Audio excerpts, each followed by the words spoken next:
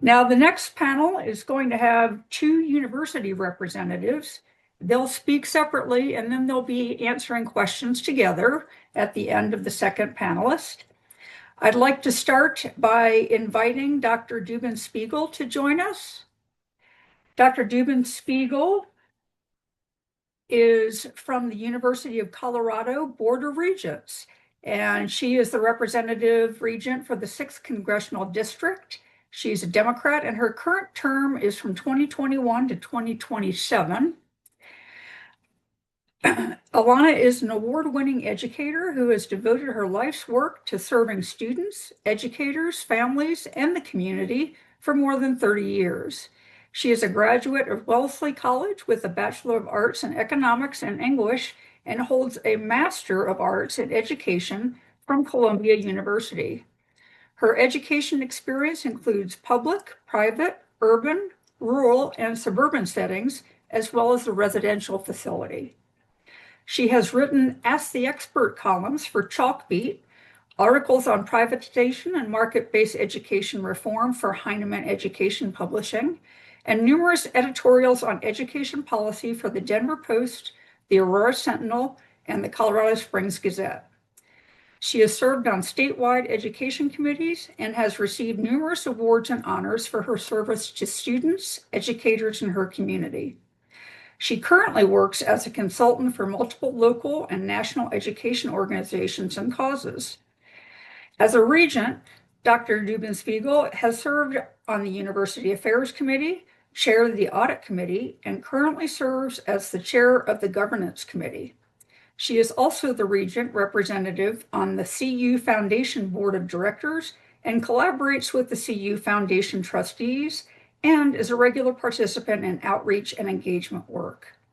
She has prioritized mental health and well-being throughout her time on the Board of Regents.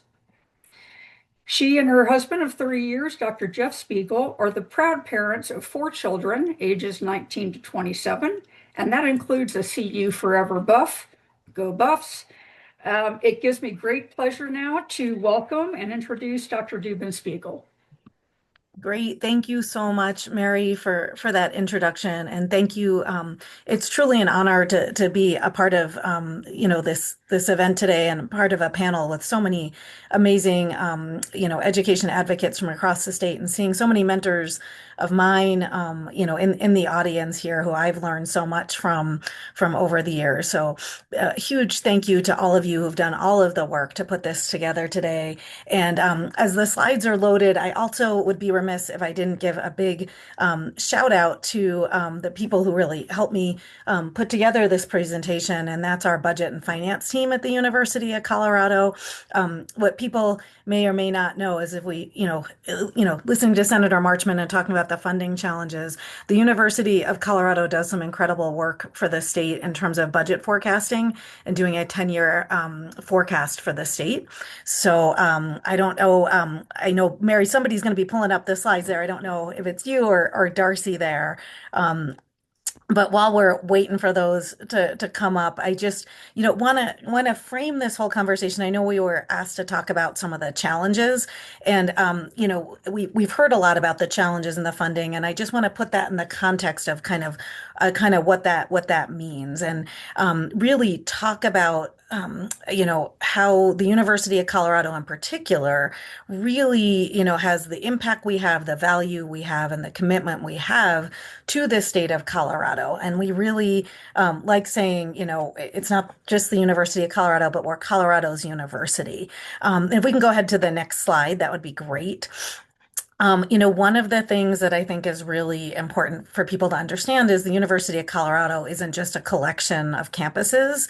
It really is a statewide economic engine and workforce developer and research powerhouse serving Colorado's people and all of our communities across the state.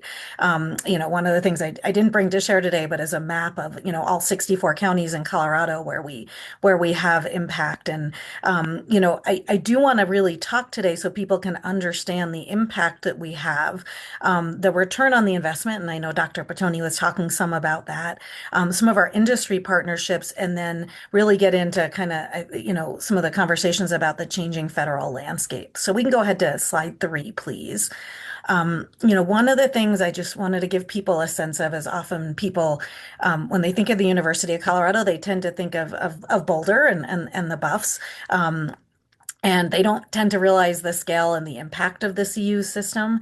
So we serve over 68,000 students across all 4 of our campuses. And last year, and this is one of my favorite things, is all of our commencement ceremonies, is we awarded more than 18,000 degrees. We employ 48,000 employees and have a total budget of $6.7 billion. So we are actually one of the largest employers and institutions in the entire state of Colorado. Um, our annual research activity, there's been a lot of talk about funding and especially federal funding. I think, that number, $1.7 billion of annual research activity, places the University of Colorado among the top public research universities nationally. So I think what all of this reflects is really the scale, the responsibility, and the statewide research that the University of Colorado has as we're addressing these challenges. And we can go ahead to the next slide, please. And go ahead to the next one. So as we talk about some of the impacts here, so this is an absolutely amazing slide that really, when we talk about the impact that the university has on the state, so our total economic impact is $20 billion. And that includes our hospital and Anschutz Medical Campus affiliated hospitals. If we take out the hospital partners, we see about $12.2 billion, and the hospitals alone are about $7.8 billion. So this impact includes things like direct spending, supply chain effects, and induced economic activity, how we spur the economy in some of these local areas. And one of the things since I've been on the board has been really amazing is to see the economic contribution has grown steadily since 2019, demonstrating resilience through really hard times like the pandemic. So, the bottom line here is that the University of Colorado is an absolutely major driver of Colorado's economy and our healthcare. So we're going to go ahead to the next slide, please. So this is just another way of kind of showing kind of some of that impact of our hospitals and our system across the state. So we can go ahead to slide 7, please. And so we're going to talk a little bit, and I know Dr. Petroni was talking about some of this earlier, but about the value of higher education, because I think, one of the other challenges in addition to, the funding challenges we have is the perception of higher education in general. And I think that the more we can have accurate information about the value of higher education, the better off we are. So, one of the things that I really remind people of, and thank you all for being here because you can be the carriers of this message today as well, right, is that the impact of higher education on individual lives. And on average, individuals with just a bachelor's degree, we're not talking about advanced degrees, earn $1.8 million more over their lifetime than high school graduates. And we can go ahead to the next slide, please. So one of the other things that, having a degree, actually getting a degree is linked to is lower unemployment rates, even during economic disruptions like we saw during the pandemic. So data from, the Bureau of Labor Statistics shows that bachelor degree holders are significantly not only earn significantly more and face lower unemployment than those with less education. So, there's, the economic benefit of higher earnings, and then there's also the benefit of being less likely to be unemployed. We can go ahead to the next slide, please.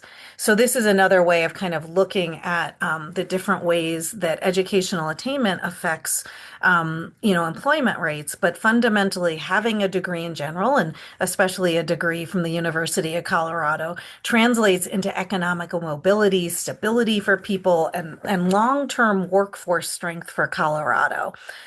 We can go ahead to the next slide, please. So, I know there was some conversation earlier about return on investment, and I think because that's another one where we really see, like, is is it worth it? And we really like to say that the people-centered impact of higher education is significant across all of our CU campuses.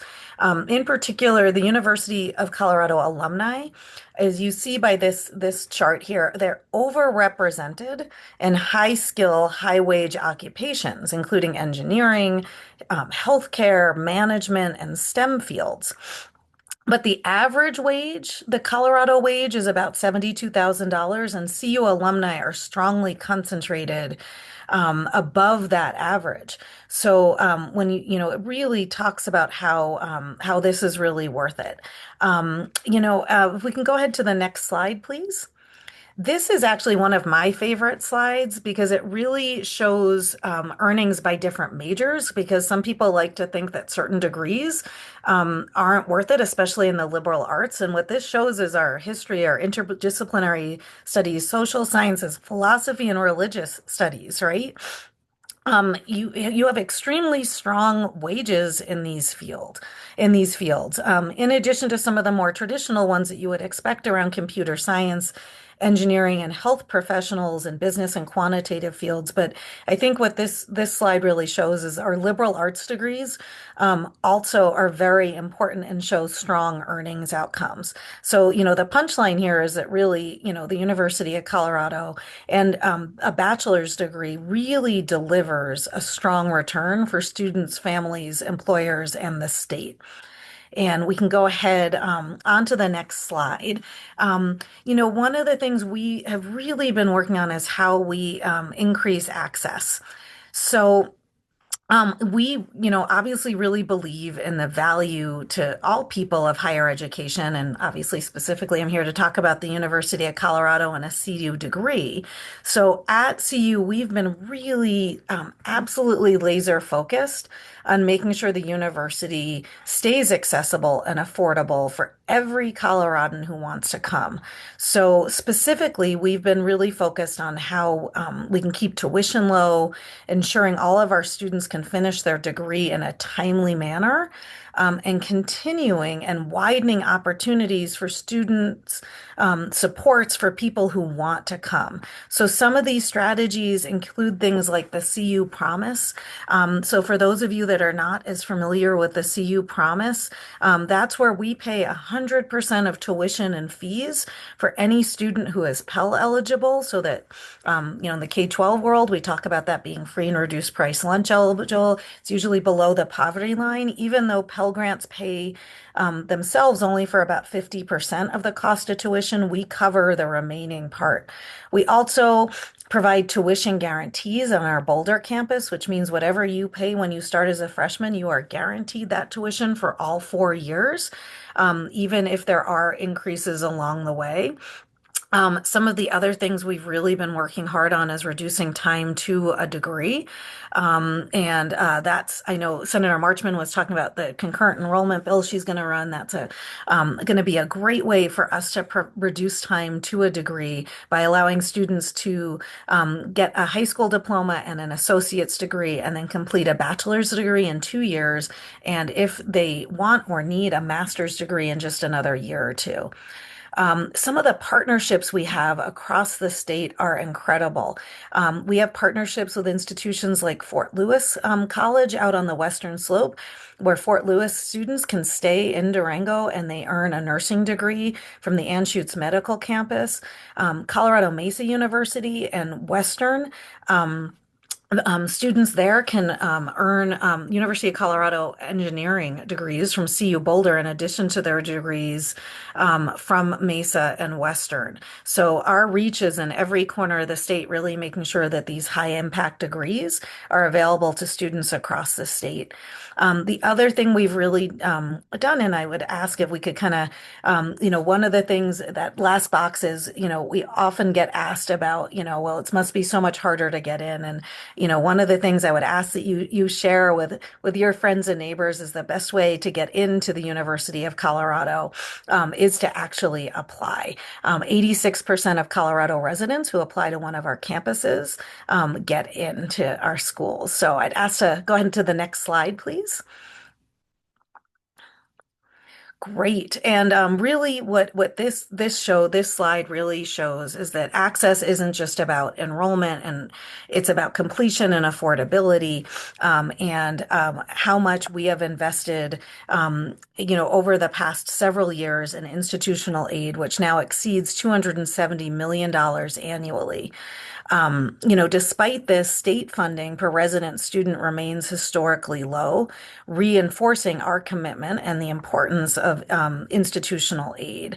So once again, access isn't just about enrollment; it's about completion and affordability. And once again, I know. Mary mentioned in the opening, some of the work that we've gotten to do with the foundation and some of our partners. We can't completely fill that gap, but as you see, we've continued to invest in that. And if we could go ahead on to the next slide, please. This is one that just kind of illustrates, oftentimes people think the University of Colorado gets significantly more state funding than other institutions do. And this is actually our CFO's favorite slide that just kind of shows across the state, how the amount of funding per full-time resident student has changed over the years. And actually, the University of Colorado has had a significant dip in that as we've seen investments made in other institutions across the state. And, one of the things we're really proud of is that every year the University of Colorado leads kind of that statewide request about funding requests to make sure that we're making sure everybody gets what they need and being good partners with the other institutions. Okay, we can go ahead to the next slide, please. Thank you. So partnering with industry, I think that this is something that's really amazing about the University of Colorado is, this nationally recognized culture of innovation. The University of Colorado ranks first in the nation for startups launched from university intellectual property, right? So it's not some of the other schools that you would think of in the Northeast or on the West Coast. It's right here in Colorado. And even our Anschutz campus in my district is ranked fourth globally on Nature's Innovation Index. If, many of you probably have received care there, but you may not realize the incredible work that's going on to solve some of our toughest problems there. Since 1994, there have been over 11,000 patents that have come out of the University of Colorado, 333 startups, and over $21.5 billion in startup capital raised. So there's this real, culture of innovation, and the ecosystem that supports jobs, companies, and patient care across Colorado. So we'll go ahead to the next slide because I think that this is kind of, what people have really been interested in, and what we hear a lot about is how we're navigating the federal landscape. And, I think the best way to describe it is it's in flux, it's real, and it's been a persistent challenge. One of the things that I think is helpful to understand is the scope and scale of how this impacts the University of Colorado and therefore the rest of the state. We currently manage over 5,800 active federal research awards, and that totals about $937.8 million. And if we could go ahead to the next slide, please. What this slide really shows is that this federal funding spans across agencies across the federal government, like the NIH, the National Institute of Health, the NSF, the National Science Foundation, NASA, and what we all had referred to as the Department of Defense and the Department of War, Health and Human Services. So it's pretty vast. You can see, where the bulk of that comes from. And one of the things that the questions we get is what the impact is. And you can go ahead to the next slide, please. So currently, and this was updated in December, but it remains about the same. We just got an update at our board meeting this week, and it has fluctuated greatly. But currently, there are about 85 federal grants that have been terminated, totaling about $50 million. But there's so much uncertainty that's driven by when we hear about proposed cuts and delayed appropriations. So if we could go ahead to the next slide, please. What this shows once again is that there have been many proposals, for very deep, profound cuts across federal agencies, and we're actually happy to report that Congress as a whole has rejected many of these deep cuts and proposals, and funding looks like it's coming in flat or slightly reduced. But those lines where you see those zeros, and Senator Marchman was talking about the direct attacks on Colorado for NOAA, for our institutes that really help protect, our climate and air traffic control and health. Those were direct attacks on institutions in Colorado that are vital not only to the University of Colorado or the state of Colorado, but our national security, and our climate. So we're very excited to see those coming in flat. I think that this kind of just gives you a sense of the great work that's been going on there. And we can go ahead to the next slide, please. This is another question we often get, relative to the challenges. We hear a lot about, international enrollment, and we continue to be really actively engaged on issues around visas, international students, and research policy. This kind of shows you, related to the federal landscape. It's a real impact on us, and we love having our international student population, and we have a global reach. We currently enroll over 3,500 international students from around the world. And they are a really important part of our research capacity, our workforce pipelines, and our global competitiveness. And if we could go to the next slide, this kind of shows some of the impacts we've seen. And so while international, students, has slightly declined, Anschutz campus is seeing growth, reflecting real healthcare demand. So this kind of tells you kind of some of the impact we're seeing across our campuses. And we can go to the next slide where we can really talk about some of our, future federal expectations. And what I could say is it's kind of hard to predict what's on the federal front when it comes to changes and what impact that will have. But we continue to monitor things like H-1B visas, international student impacts, announcements that come from Health and Human Services, and the many lawsuits that are making their way through the process. We continue to look for opportunities to work with the federal government to pursue grants in areas where we share priorities like quantum. We're a quantum hub, which is absolutely amazing. And if you, want to really learn about what the future is, that's where it is. And as we talked about, Congress seems unwilling to implement some of these deeper agency cuts that the White House recommended. And we've seen some, restoration of some of this, and 6 of the 12 funding bills have passed and been signed into law. But overall, and we expected this, and we, approved our budget last spring, anticipating federal funding to be flat or slightly down. So we have prepared for that and have been ready for that. So I will go ahead and stop there. I am going to put in the chat, because, one of the resources we provide, and I would argue it's one of the best in the country, is a website on federal transitions where, there's so many more questions people have, and we weekly update that website that shows what's going on there. So thank you so much for the opportunity to present on this. Thank you so much, Dr. Dubin-Spiegel. We really appreciate it.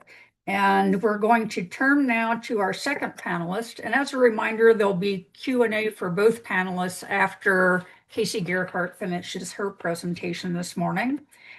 I'd like to introduce Ms. Kaycee Gerhart, who is the Vice President of Strategy and External Affairs at Metropolitan State University in Denver, leading the university's integrated efforts across strategy, data and analytics, external affairs, and government relations. She came to this role after working in the nonprofit and public sectors for the past 15 years. During that time, she served as policy director for now Mayor Mike Johnson's state Senate office, advancing and advising on hundreds of bills in the areas of education, budget and finance, economic development, and more. In addition to her work within the legislature, she oversaw all stakeholder engagement and constituent services across the Northeast Denver Senate district that she staffed. Her experience in policymaking has led Kaycee to build and activate successful coalitions of advocates at local, state, and national levels for a variety of public interest initiatives and projects. Most recently, she supported nonprofit executive teams in healthcare and education to attract and manage the resources and community support needed to advance their organization's missions. With her strong financial background, Kaycee has also provided budget development and fiscal strategy services to several education nonprofits in consultant and volunteer capacities. Kaycee is a proud first-generation college graduate. She earned a Bachelor of Science in Finance and minored in English Literature from San Diego State University and started her career as a high school math teacher in Denver Public Schools.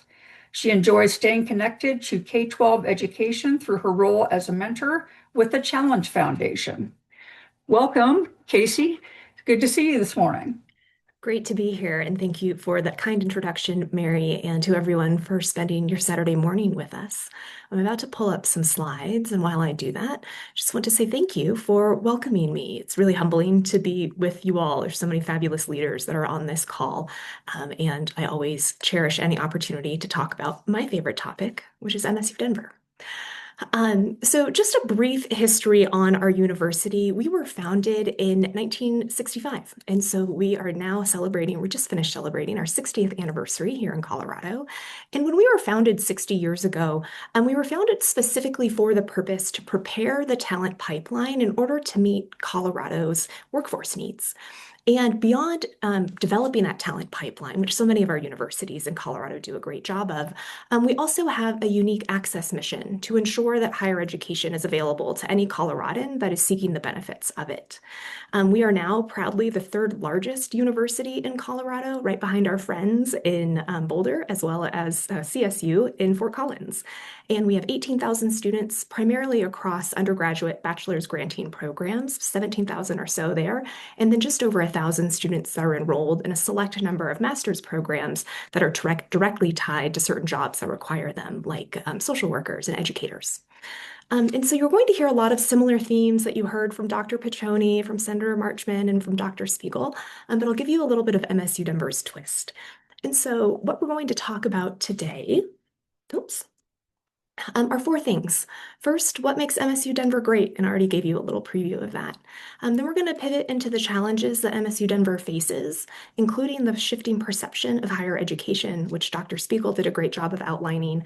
And then, of course, I'll end with a couple of ideas on how you might be able to help MSU Denver uniquely, but also Colorado higher education broadly. So what makes MSU Denver great? It's pretty simple. Yes, it's our mission that I described to you at the top, but really what it is our students. I'm going to share some facts with you about our student population, some of which you might know, some which might be new to you.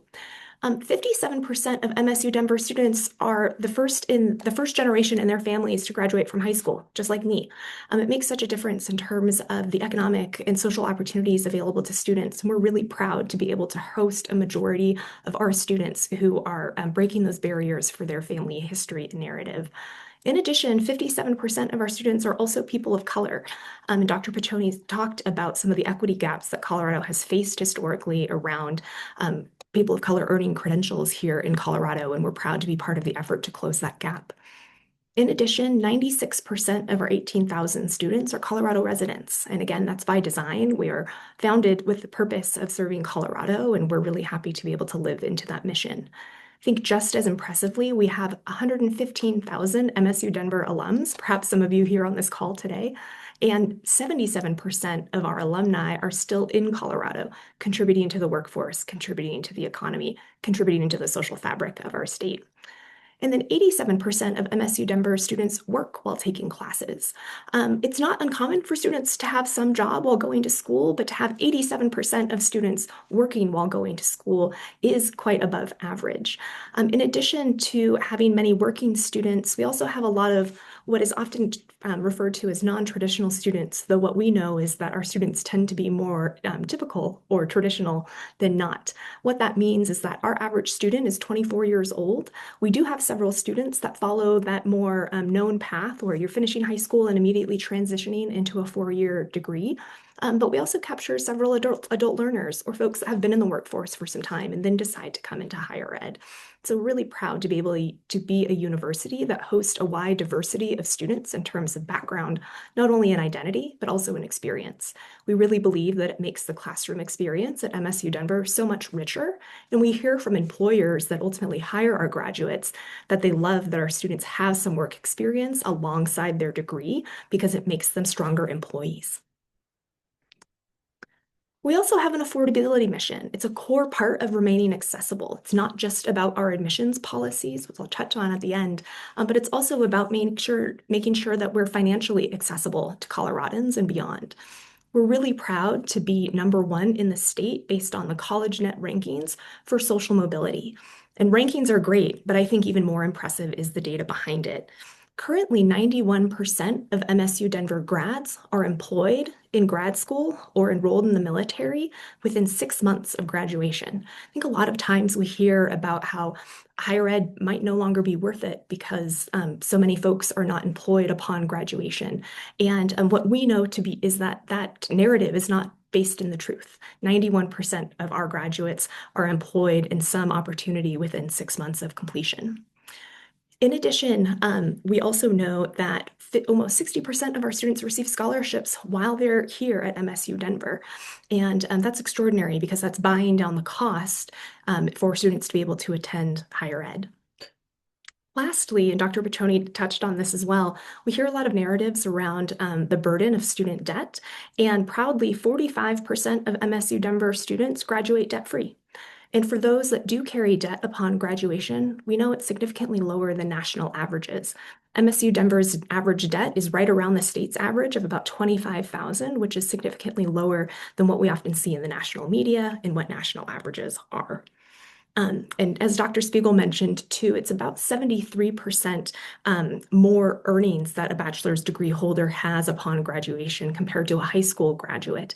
And so these stats are so important for our community to understand because it really helps debunk some of the myths that I think are out there around the value of a bachelor's degree and a higher education experience. As I mentioned, MSU Denver is proudly an open access university, and we're actually Colorado's only open access university. What that means is that we accept all Colorado students that have a high school diploma or a GED. We don't have additional requirements beyond that. And so if you are interested in coming to MSU Denver and you have completed high school or the equivalent, you are welcome to enroll here. We also have great partnerships across the state with community colleges and other universities so that students that are seeking a major degree program that might not be offered at the university that they start at, but is offered at MSU Denver. And we have very open and accepting policies to allow transfer students to come here. And over half of our students started at a different college, community college or university before finding their way at MSU Denver and walking across that graduation stage. And while I've chatted about all the things that make MSU Denver great, we are not without our challenges, particularly in this current environment. You've heard about quite a few of these things from our other speakers, but I want to talk about what that means, specifically our funding challenges here at MSU Denver. I think, to be blunt, the things that make MSU Denver great also contribute to our challenges. You may or may not know that Colorado as a state historically has been in the bottom 10 of states across the nation for higher education funding when you look at that by a per pupil basis. And that's a unique challenge to MSU Denver because of our reliability on state investment. It's about 35% of our overall funding for our university is driven from the state, with a small portion of that coming from other revenue generating sources, and then about half of our funding that comes from tuition. And because we're committed to remaining affordable, we don't want to look at tuition as a lever to increase our funding base to meet just general inflation costs for our operations, because we know that comes on the backs of our students.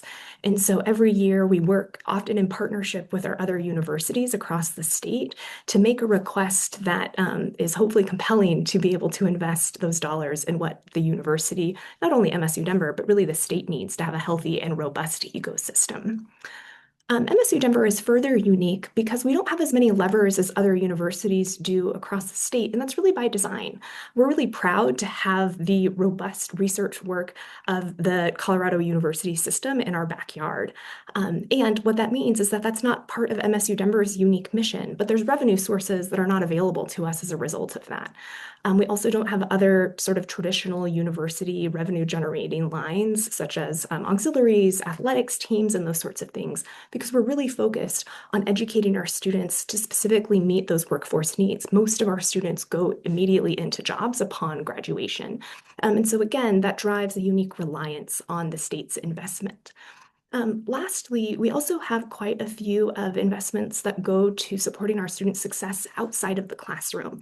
We have extraordinarily robust mental health services for our students, which is so important right now, given everything that's going on in the world. That means our students can access psychiatric services free of charge, often within immediate need, that there's no waiting lists for a counseling center, that we offer food and other sorts of basic needs resources to our students that might not be able to access them on their own. And all of that comes at an expense, often from the budget directly of the university. And balancing that while also seeking to keep our tuition low is a unique challenge that the state plays an important role in helping us to support, because we know how critical those services are to the ultimate success of our students. I want to close by acknowledging that there is this overall narrative around a declining value of higher education. And you've heard so many other wonderful speakers talk about how we know that is not true. We see that every day. We've shared quite a bit of data to debunk that. And I think it's important to acknowledge that not only does the economic value proposition prove itself for our bachelor's degree holders, but as other speakers have acknowledged, there's really important community benefit that can be measured as well, that higher education helps drive. Our graduates are healthier. They're more likely to participate civically. They're more likely to participate philanthropically. And there's a laundry list of other ways that higher ed helps promote a really healthy society, which I think we all agree could not be more important at this moment in time. So how can you help? There's a couple of ideas that I want to share with you all. One, promote the value of higher education. I believe that all of us have benefited in some way from a higher education experience ourselves, or through our families. Talk about that. Talk about your personal story as a way to counter this narrative that higher education is not worth it. Secondly, I hope you learned something new in the short few minutes I was able to present. I hope you share that at your dinner table tonight or with a friend later on this week. We love to continue to educate our community about the work that is happening here at MSU Denver. I hope you're also bragging about your own university, whether it's MSU Denver or otherwise. And then lastly, I know the work that you all are doing specifically in the advocacy space is so important. Any role that you can have in advocating about the importance of continued investment from the state in higher education is so meaningful to all of higher ed, and specifically to MSU Denver.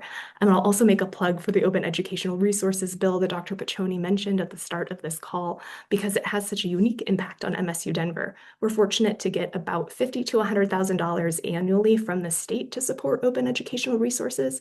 We often match that with our own institutional investment, and we know that that drives a minimum of $2 million annually in cost savings for our students. And so the ROI, I think, is inarguable there. I know we wanted to save some time for questions, so I'll pause and turn it over to you. Thank you so much, Kaycee. I appreciate that perspective.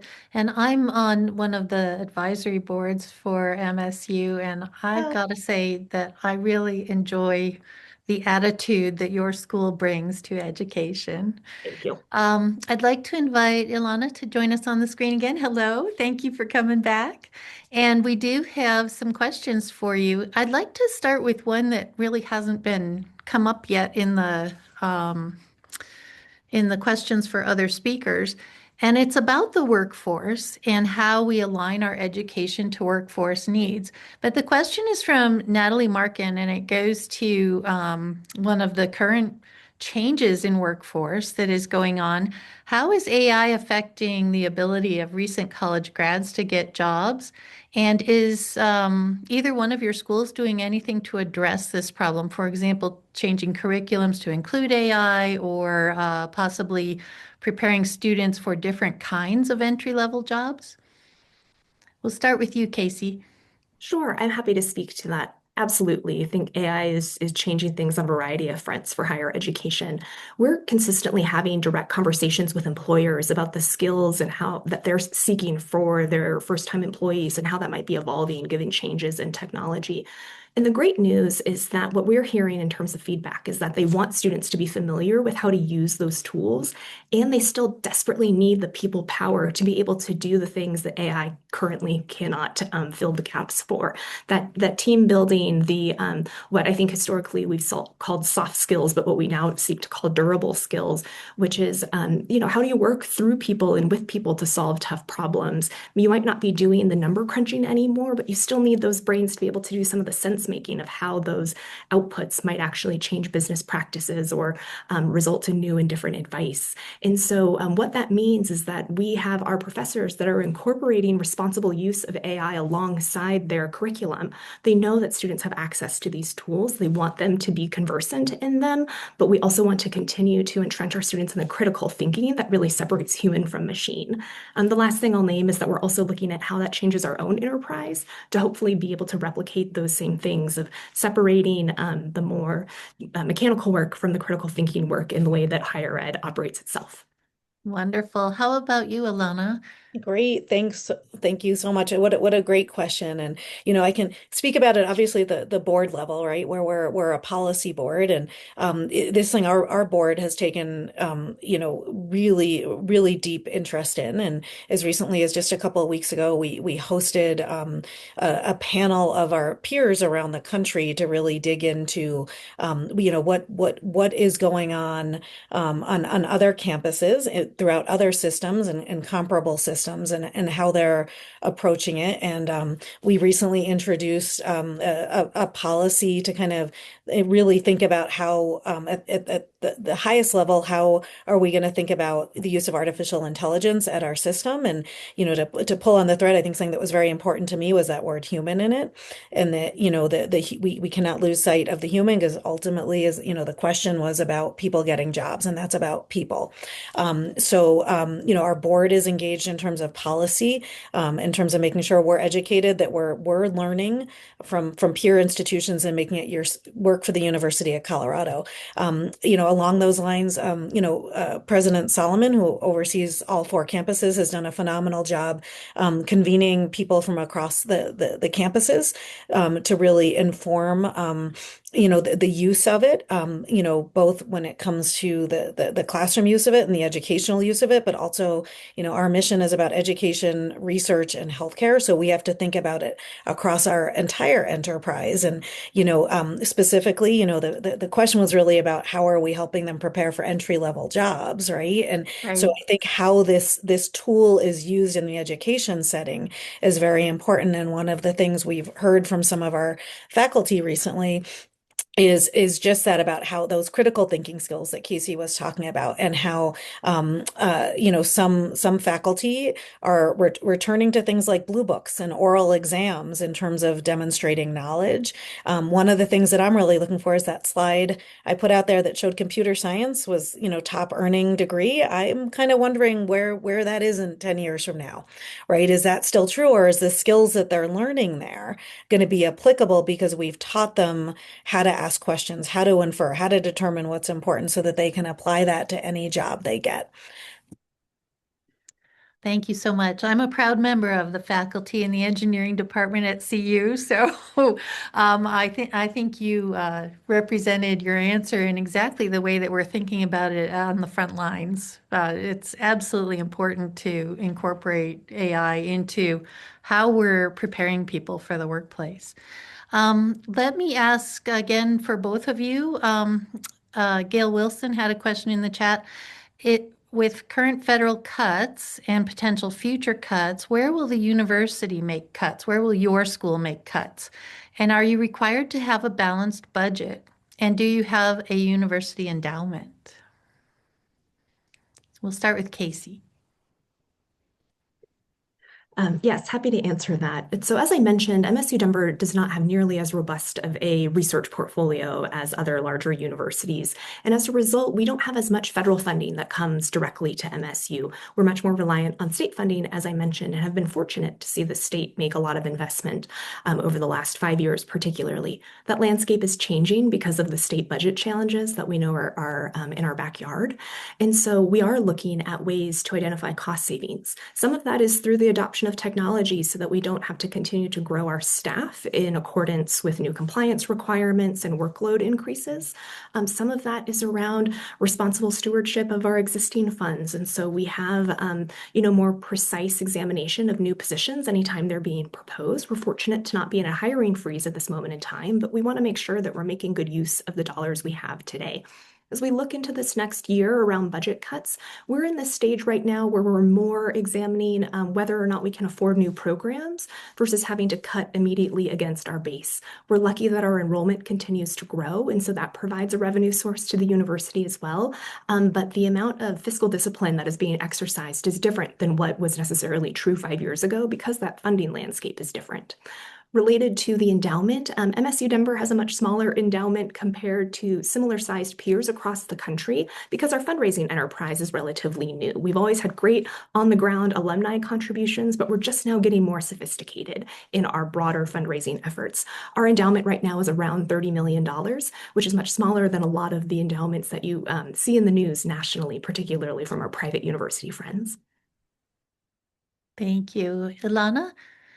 Great. What a timely question since we just had a board meeting this week and Yes. got wonderful presentations on the budget and one of the things and I didn't share it in my slides is just want to reiterate like that direct relationship between state appropriations and our ability to keep tuition in check. So the current funding request that is before the state is really to just cover core basic minimum costs to be able to provide compensation increases for all of our amazing employees. I showed you how many there are, all of our faculty and staff, and what that would cost. And, right now there's a disconnect between the governor's request and what the institutions are requesting just to cover those costs. But one of the things that we do when we look at our budget, and we do require a balanced budget, and that's something that we vote on, right, is that relationship between state appropriations and what the tuition level will be. And, I can say there's not an appetite to shift that cost onto students and families. We are incredibly tuition dependent. One of the things that we have to look at is what levers are at our disposal when we're in an environment where both state and federal funding put pressure on us, knowing that we do not have the appetite to, once again, put that on our hardworking families and students. So some of the things that, we would consider if we have to is, really we have great budget models on each of our campuses and at the system office that, are designed to somewhat work in reverse a little bit so that, those budget models are very important to our campus leadership and working with our shared governance, with our faculty, staff, and students on our campuses and making sure that we don't forget about those budget models and the shared governance process. But we would look at things like reducing, investments in deferred maintenance. We have a lot of buildings across all of our campuses. And so something that we could do is reduce those investments in deferred maintenance. We could review and evaluate and potentially eliminate vacant positions, like if there are positions out there and, what's needed there. And the other thing that we could do, which, as you've seen, we've made, really great investments in financial aid and institutional aid. But obviously that would be something we'd have to consider doing, reviewing kind of that planned investment in financial aid. The other question was about the endowment. We do have an endowment. I think one of the things that people are often surprised to find out is the vast majority of the money in our endowment are restricted funds, and they have have to be spent according to donor intent. So it's not like that's just a fund that we can kind of go to anytime we need more money, that there are very specific guidelines around how the money can be used. And, that money is often restricted to things that we all care about, like scholarships, fellowships, faculty chairs, professorships, programming, research, so that, if you look at the entire enterprise of our endowment and what it's going for all of those things that are very important. And it has to be spent according to that donor's intent. That said, the question was specifically how big it was. So it's a $2.5 billion endowment, and it is a huge part of our ability to invest in the things that we care about in terms of our students, faculty, and staff. That's wonderful. I have one more budget question. This one is for Kaycee, and the question was given to me by Darcy Duday. There is a report from the Common Sense Institute of Colorado that suggests that there would be efficiency and cost savings if Metro State joined with the Community College of Denver. And you would have a dual mission serving institution with 2- and 4-year degree programs. And they claim it would save about $22 million. What does your organization think about merging with other schools? Yeah, mergers are a trend that you're starting to see nationally. And True. so it's not surprising that some folks are asking this question. And we do have some examples in Colorado of really successful dual mission schools. Here at Auraria, we actually have 3 campuses that are all adjacent to each other, a University of Colorado campus in Denver, MSU Denver, and the Community College of Denver. And I think that together we weave together a really important fabric of service, particularly to Denver and the metropolitan area, but really are a model of how schools can work effectively in partnership academically, as well as in terms of infrastructure for the state. Specific to that report, to be totally honest, we've found some things that we think warrant clarification in some of the data that was used to drive that report, and we're working with those folks to make those clarifications. But I think more broadly, what I would share with you all and encourage you to share outwardly is that we have really robust and effective partnership with the Community College of Denver today. We have streamlined transfer processes. We're working towards co-enrollment where a CCD student can take courses at MSU Denver while remaining a CCD student and vice versa. And we have a lot of pathways already that are in place so that a student can start at CCD and end at MSU Denver in a really clear and streamlined way. And the University of Colorado at Denver is also a good partner in that work as well. We think that the savings has been estimated is a little bit overblown. Yes, there of course could be some overhead. You don't need 2 presidents if it's 1 university. However, you are growing your student population pretty significantly, and so it's not a 1-to-1 replacement. And should that be something that would really need a closer look, which we don't think is necessary at this exact moment of time, I think a lot more investigation would need to be done to validate the cost assumptions that are currently in the report. We've already found some things that we think are worth clarifying. So happy to talk more about that. I'll drop my email in the chat if folks want to get into the nitty-gritty, but that's the top line for today. Thank you so much. Thank you to both of you. You were our great panelists from the front line of our fine Colorado institutions, and we appreciate you being here today.